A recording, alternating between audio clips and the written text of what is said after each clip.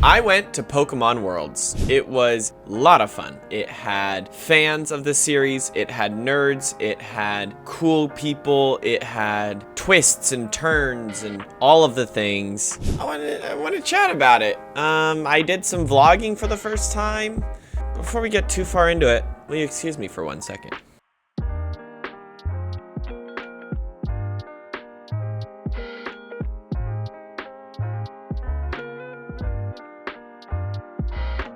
I said I was going. I didn't disappoint. I did go. It was a blast, really. It was so much fun to be there, just be around other fans of the game. And I think that's what was the most important thing. The most important thing that made this event so good, I think, was the fact that the vibes were good. Yeah, was the gameplay fun to watch? 100%. And were the vendors cool to go to? Yes. Was the merch fun to get? Yes. But I think what really made this event much fun and so powerful was the energy. Was just the people that were there wanted to be there, and they were just as nerdy and fans as I was. Now, I asked in my last video with Spraggles if you guys wanted me to vlog, and I won't lie, no one really asked me to vlog. You can see that in the comment section yourself. No one asked me to vlog, except, my editor, who DM'd me and said, you should do that. I think that's a good idea. Do it! Just do it! And I said, okay.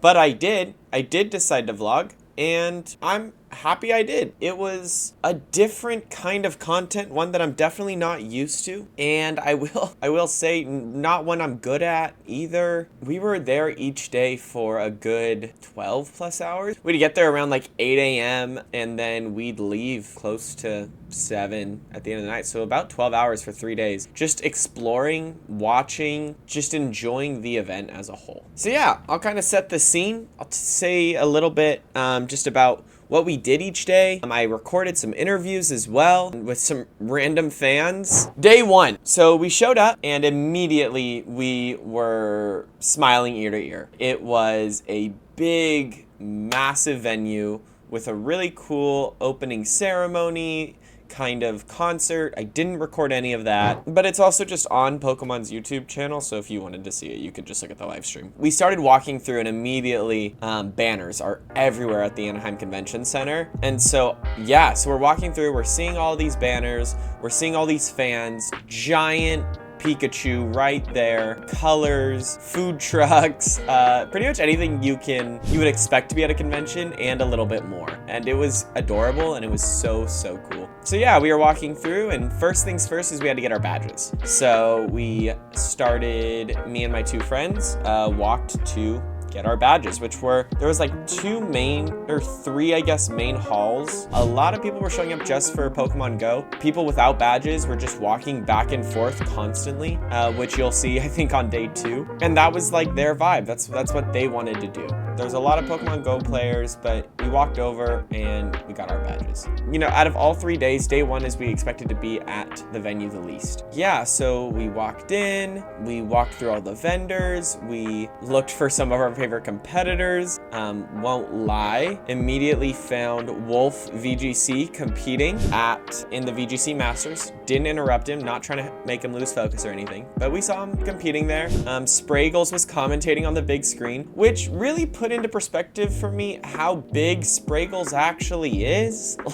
Which is gonna sound so weird, but I didn't know that when I I knew that he was a fun content creator, but I didn't know just his influence. And so hearing him be in his element and commentate was really cool. We had a Pokemon Center listing. If you don't know, the Pokemon Center is open to the public, but you have to have a listing. You have to have a reservation time. You stand through this line, and then you just get to go hog wild on all the plushies. Right there, there's a Premier Ball. It's really cool. If you start to go get close to it, it lights up. I bought that at the Pokemon Center. I bought the Anaheim Pikachu doll, and then I bought a little Cubone. That's right there. And then you can see this little box right here. I got some wine glasses. Now that box is gonna be on my videos because I really like the design of it. That was kind of it for day 1. of Worlds. It was busy, it was chaotic, but it was fun. After that, we went back to the main venue where there's like this massive Pikachu kind of in the middle of it. Wolf was going to be competing on the main stage. But I will say I watched him compete on the last day of day 1 on the stage. All right, day 2. Woke up, got right at it. One of my friends was competing that morning. So at Worlds, for those that have never been, you have the main events that are like juniors, seniors, and masters, and they all compete. And then you have what's called side events, which, and you can play TCG, you can bring your own team, play VGC, and you can just go compete with 9 other random people and play Unite.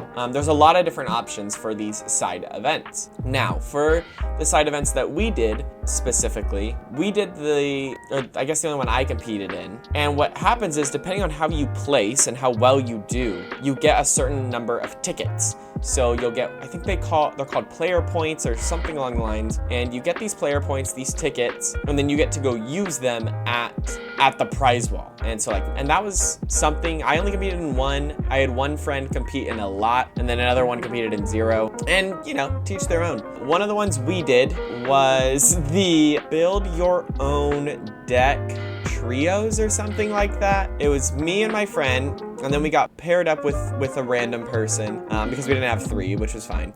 So we ran trios, as you'll hear us talk about, and he tried to explain the rules. Basically, you get a deck and you get 4 booster packs, and you open them all up, you go through all of them, and then you can switch out cards, and you make a 40 card deck, and you play against 3 other people that did the exact same thing. Got a random battle deck and 4 random boosters, and you just play. We did not do very well at all. I think we went 1 and 3, 1 win, 3 losses. But we had fun doing it. After that, we started walking around, me and one of my friends, or the friend that just competed with me in the 3-on-3. We started walking around the vendors, and I just thought it would be so fun, even though I forgot to record so much, to record really big Pikachus. So I had a lot of big Pikachus that I just recorded people in Pikachu costumes, Pikachu onesies. I don't know why I did that, but I did that, so here's some footage of it. Look at the big Pikachu. Look at the big Pikachu. Pikachu. Oh, did I? Oh, you get everyone. Bro, it's like Pokemon heaven. I'm trying to think of what else happened that day. Oh yeah, for the 3-on-3s, we thought it'd be fun if we came in with a little catchphrase. I took influence from Red, Gold, and Silver when you meet him on Mount Silver. The resemblance is crazy. Anyways, and there was a lot of Pikachus. So that's it. That was day 2. We watched a lot of VGC again. Now, the craziest day of them all. Day 3. Now, I will say, going into day 3, exactly all of my fears were, do not know how to vlog. I've never claimed to know how to vlog, and I'm not good at vlogging. That's it. That's all there is to it. A lot of the vlogs were bad or too close to my face or really close to my face. And I vlogged at random times, and I recorded like 10-second clips, and then I would get uncomfortable and I would end it. I even had a vlog where I talked about not wanting to vlog in this clip right here. I feel like we've now made it to Sunday, and I've recorded maybe 3 videos total because vlogging makes me uncomfortable. And when things make me uncomfortable, I don't do them. I'm never doing this again. Don't ask for it. Thank you. Bye. And then I tried really hard to be okay with not liking to vlog. So I kept trying to vlog, but it just, none of it worked well. But what I did do is I started interviewing people because if vlogs scare me, interviews don't. I really enjoy doing the interviews that I do on this channel. If I had it my way, this channel would just be interviews. And so I did a bunch of interviews. I interviewed people on why they think Pokemon's the highest grossing franchise. It's a topic we've been talking about on this channel for a long time. And so, yeah, here are some interviews that I did. And then in there, I also had a weird moment where I realized I also hated doing those interviews because it was live and in person, so it felt weirder. So I talked about that. All right, hello. I am here with Raphael. Hey, Gilbert. I'm Michael Davidson. Kyle Brock. Alonso. Israel. Tiffany. Steven. Angel Chacon. Tiffany and Steven have agreed to be trapped in camera jail for for the next 30 seconds. Tiffany, what is your favorite Pokemon? Charizard. Charizard, great choice. Steven? Yeah, basic. Charmander. Probably Gardevoir. One more time, Kyle. Kyle Brock. Kyle, I really like the way you say your name. Thank you. Mine's Gengar. And then mine's Rowlet. My favorite Pokemon is Rayquaza. Scizor. Pidgeot. I just really like the inflection there. That's one more time. Kyle Brock. That's wonderful. Kyle, what is your favorite Pokemon? I'm wearing it right now. Pikachu. He is a Pika fan. Ladies and gentlemen, every single time you've ran into a Pika fan in-game, it's been Kyle Brock every single time. Is that correct? Yeah. And we already knew. We already knew. Okay, Kyle. Now, the easiest question you've ever been asked in your entire life. Why do you think Pokemon is the highest grossing franchise in the world? In one quick sentence, why do you think so? I believe that Pokemon has something to do with, just memories and nostalgia. And having something to attach to something. As a kid growing up when I played Pokemon Fire Red, I played it for a long time up until, Diamond and Pearl. And, I kind of fell off for a bit, but then I brought myself back in. So it has a lot of fun memories. Probably nostalgia. A lot of us have grown up with it and we're all adults now. And then we bring our kids into it. And it just blew up from there. It's all the merch. The merch, everyone buys it. Everyone goes for it. So the merch is definitely the reason why. I think it's probably because they have something that appeals to any demographic, and it's such a appealing franchise where people like all the different Pokemon, if they're cute or cool. So I think it's just because they have something that can appeal to anyone. Well, I honestly think that it's very easy to get into, easy to learn, easy to play. And then, yes, the market is high at the moment, but the community is very nice, very welcoming, that sometimes they'll just give you cards to start off with. Totally. The community here is completely unmatched all weekend. Only nice people. Could not agree more. Because it's been around for a while, 20, 30 years now. I started playing in 98, 99, and it got me since then, and I've been dishing out money towards it the whole time. And what do you think, Gizro? So I believe the collectible factor of Pokemon is probably one of the biggest reasons why Pokemon is at its current state right now. There's over 1,000 Pokemon, so there's something for everybody. Pretty much what she said. It's also just the fact that they're very consistent with coming out with new stuff all the time, so people don't have to ever wonder when the next Pokemon thing is going to be coming out.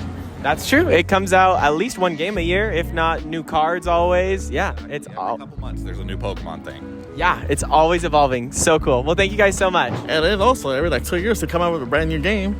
There's more kids. So people get into it. Cute animals, Pokemon. People my age, because I'm 38, I had to think about it, I'm getting that old. I don't have kids, but I have friends who are my age or who have kids, and they're playing Pokemon too, so it's just generational now. Now, Kyle, a little bonus question. Do you think the scalpers kind of play into that? Scalpers. Probably. A little bit. All right. Thank you, Kyle. And anyways, those were the fun interviews that I did. I don't know if any of them were helpful or cool. I liked them. I enjoyed doing them. And so that was kind of it. Spraggles had a meet and greet that I decided not to go to. I was going to go to the Spraggles meet and greet, but I chose not to because I've already met him, and the line was crazy. So I quickly went over to the arena to hang out with one of my friends was at the arena. Another one had gone off. I went to the arena with him.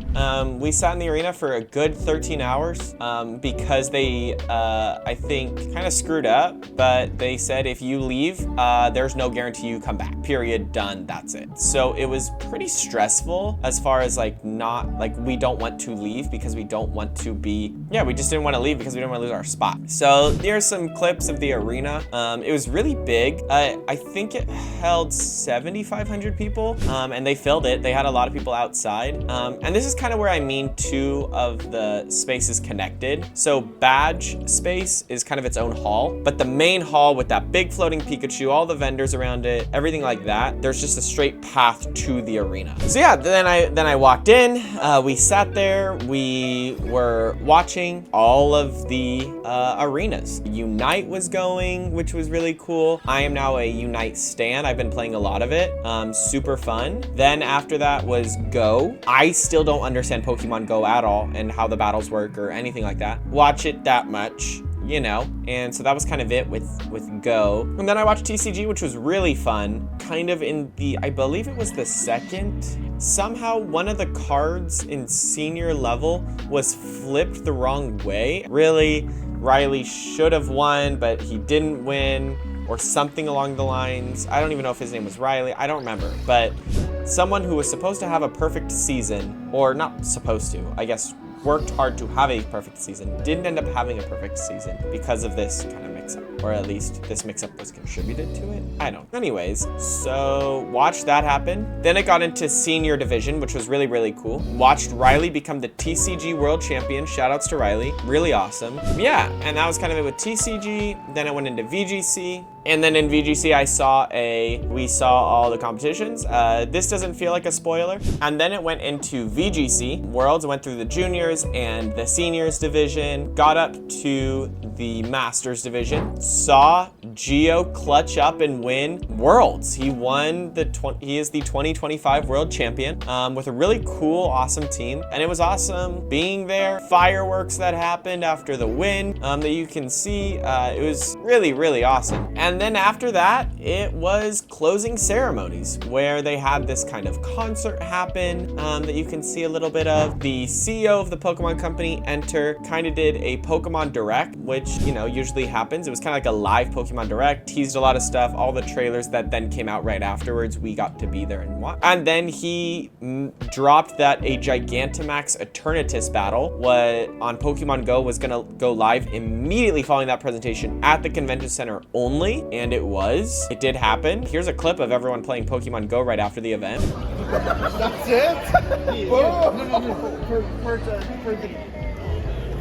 Yeah, that was kind of it for Worlds. Being there was cool. Being around the fans was awesome. Myself being included in that. And then, you know, I got to interview some really cool people. You know, one of them being a TCG legend who won, I think he said Portland Regionals or something like that. Because I used it to win the Portland Regional Championships. I am with a legend. He's won the Portland VG? TCG. TCG. Dang. That is crazy. How much prep did it take? A decent amount, but we just had like a really good deck list for the event, so me and my friend were able to get first and second with like the same deck. Which was awesome to, you know, I had no idea. The competitors just kind of look like everyday people, which is not a shock. It's just interesting to see and be there. And so coming to an end and coming to a close, I'm probably gonna move on from this topic. I have a couple more creators that were interested, but since then I've either ghosted, which is normal, I'm not big, or just said things came up. So regards to not spamming, I'm probably gonna end this kind of why is Pokemon so big conversation here. I think I have gotten a ton of answers. I think that it stems all the way from the characters are cute, it's generational, to just, it's fun. It's fun to be a fan. And when something is as inviting and genderless as Peach House said, and something is ageless as Spraggles was talking about with his son, you have this perfect, I was thinking a lot about, because it being in Anaheim, literally one street away from Disney. I was thinking about why is Disney so big as well, whereas Pokemon does have the crown of highest franchise, what makes Disney so big? And I think though Disney is genderless, I don't know if it necessarily is ageless as well.